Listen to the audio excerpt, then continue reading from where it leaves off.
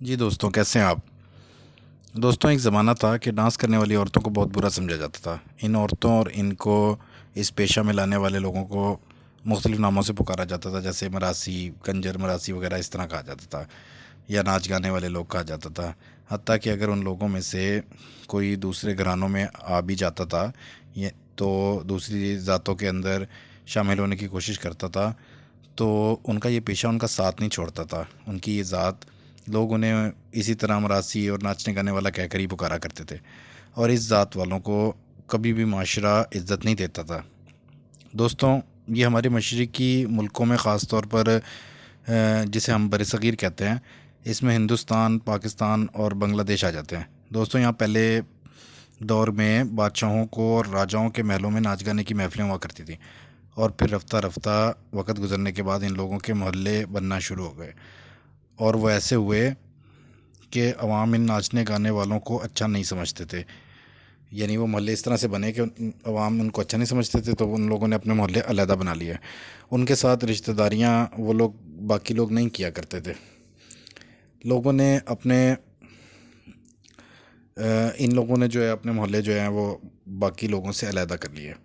यहाँ माशरे के अमीर तरीन लोग, जो बादशाहों और राजाओं की तरह अपने मोहल्लों और हवेलियों या घरों में ये महफ़िलें नहीं करा सकते थे, अपने सुरूर और राजाओं के जैसा बनने के ख्वाहिश में इन महलों की तरफ जाने लगे, इन मोहल्लों की तरफ जाने लगे, और आखिर इन बाज़ार इन मोहल्लों को बाज़ार हुस्न का नाम मिला। दोस्तों, हिंदुस्तान में अंग्रेज़ों ने अपने फ़ौजियों की ज़रूरियात पूरी करने और इस गरज से कि कहीं फ़ौजी अवाम में जाकर खराबियाँ पैदा करना करें, इसलिए बहुत सारे जो हैं इस तरह के बाज़ार ख़ुद बनवाए। इसी तरह राजा रंजीत सिंह की हुकूमत थी पंजाब में, तो उसने कई पंजाब के अंदर कई जगह पर ये बाज़ार जो हैं ख़ुद बनवाए, ताकि उसके फ़ौजी भी अवाम में कोई ख़राबी पैदा ना कर सकें और अपनी ज़रूरियात को इन बाज़ारों के ज़रिए से पूरा करें। जहाँ नाच गाने की साथ अब दूसरा जिस्म फरोशी वगैरह भी एक बाकायदा कारोबार की हैसियत इख्तियार कर चुका था। दोस्तों, हमने एक वीडियो में ये बताया था कि जब अमेरिका थाईलैंड में गया था, और वहाँ वियतनाम पर हमला करने के लिए उसने अपने वहाँ पर फ़ौजी अड्डे बनाए, तो वहाँ उनके लिए अलग से कोई ऐसा निज़ाम नहीं बना, जिसकी वजह से इस वक्त ये हाल है कि पूरे थाईलैंड के अंदर जिस्म फरोशी इस कदर बढ़ गई कि आज थाईलैंड फ़ख्र से कह रहा होता है कि हम इस जिस्म फरोशी के अंदर सबसे बड़ी जो है हमारा मंडी है। बाकी रही बात नाच गाने की, तो वो जिस तरह मशरिक़ में बाज़ार हुस्न के मुजरों की सूरत में होता रहा था, इस तरह अब दुनिया ने डांसिंग बार बना लिए, और वो अब पूरी दुनिया, हत्ता कि इस्लामी ममालिक जैसे दुबई वगैरह में और भी कई इस्लामी ममालिक के अंदर तक जो है ना, वो बार्स जो हैं डांसिंग बार्स बन चुके हैं, और एक नया ही कल्चर दुनिया में पैदा हो गया है इस डांसिंग का, जहाँ पर औरत मर्द और सब मिक्स होकर डांस किया करते थे। लेकिन दोस्तों, आखिरकार इंसान कई बरस और तरक्की और नई इजादात के साथ अब मज़ीद कुछ आगे बढ़ना चाहता था। ये चीज़ें अब पुरानी हो गई थी, और दोस्तों यही सब कुछ बात की हिस्ट्री यानी कि आजकल के दौर में हुआ।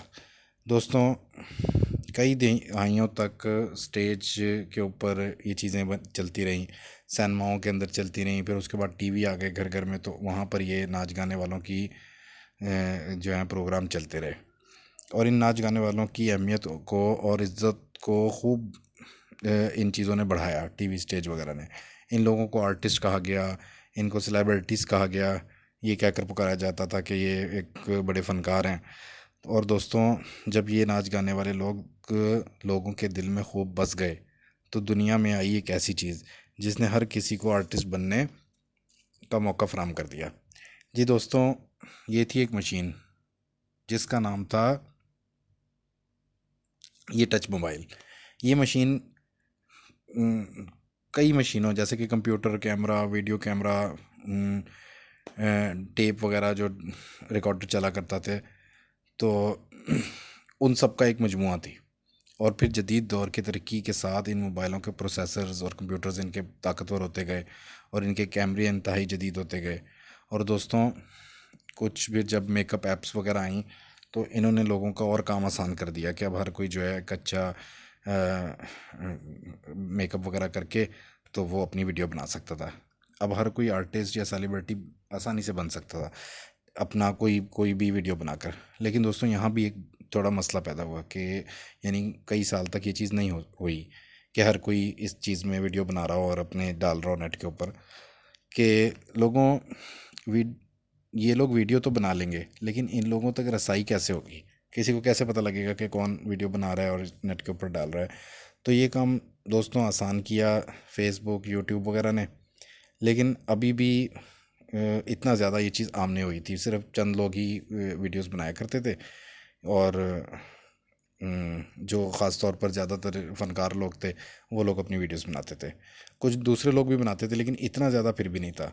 लेकिन यहाँ पर ये मसला था कि उसकी वजह ये थी कि इन ऐप्स पर बड़ी वीडियोस देखी जाती थी, और हर कोई तो इतनी बड़ी बड़ी वीडियोस नहीं बना सकता। वो फ़नकार लोग उसको ट्रेनिंग लेकर आए हुए थे। तो दोस्तों सबसे पहले, यानी कि अभी चंद साल पहले ही एक ऐप आई जो कि ऐसे मुल्क ने बनाई थी कि जो यूट्यूब फेसबुक वगैरह को अपने मुल्क, गूगल वगैरह को अपने मुल्क में दाखिल नहीं होने देता, और वो मुल्क था चाइना। और उसने वो ऐप बनाई टिकटॉक, वहाँ से ये टिकटॉक की जो ऐप है निकली। इस ये एक मुख्तलिफ़ किस्म की ऐप थी कि शॉर्ट वीडियो, कि आपने जो भी अपना क्लिप बनाना है वो थोड़ी सी देर में बना लें। अब लोगों का काम अब बड़ा आसान हो गया। इस चंद मिनट की वीडियो दिखाने वाली ऐप को लोगों में बहुत बड़ी पजीराई हासिल हुई, बहुत पसंद किया लोगों ने। तो दोस्तों जिस वक्त इस ऐप की एडवर्टाइजमेंट हो रही थी, तशहीर हो रही थी, तो इसे नाच गाने की और मज़ाहिया क्लिप्स वगैरह की एक वीडियो के तौर पर मुतारफ़ किया गया। और इसके जो एड्स इसके चलाए गए शुरू शुरू में, और देखते देखते ये ऐप जो है पूरी दुनिया में बहुत ज़्यादा मकबूल हो गई, और पूरी दुनिया के अक्सर लोगों ने इसे नाच गाने और मज़ाहिया क्लिप्स बनाने के लिए ही इस्तेमाल करना शुरू कर दिया, मोस्टली ज़्यादातर, और अपने आप को एक आर्टिस्ट दिखाने और मशहूर होने के लिए इस्तेमाल करते रहे लोग। दोस्तों फिर चंद साल और गुज़रे, तो ऐसी कई ऐप्स जैसे इंस्टाग्राम वगैरह, ये भी टिकटॉक के कंपटीशन पर आ गई। और जो पुरानी ऐप्स थी, मशहूर ऐप्स यूट्यूब और फेसबुक वगैरह, तो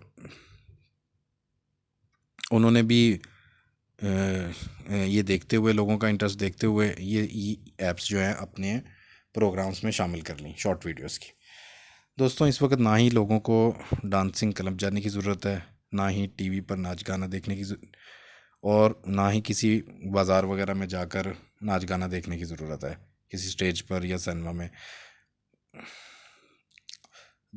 देखने ही के सब कुछ तादाद वैरायटी के साथ जो है ना देखने के लिए, वो लोगों के अपने हाथों के अंदर मौजूद है। वो एक क्लिप पर वो ये सारा कुछ आसानी से देख सकते हैं। और दोस्तों ये नाच गाने की वीडियोस बनाते हुए कई कौमों ने अपने कल्चर और रवायत और मजहबी पाबंदियों को बिल्कुल ही अक्सर भुला दिया।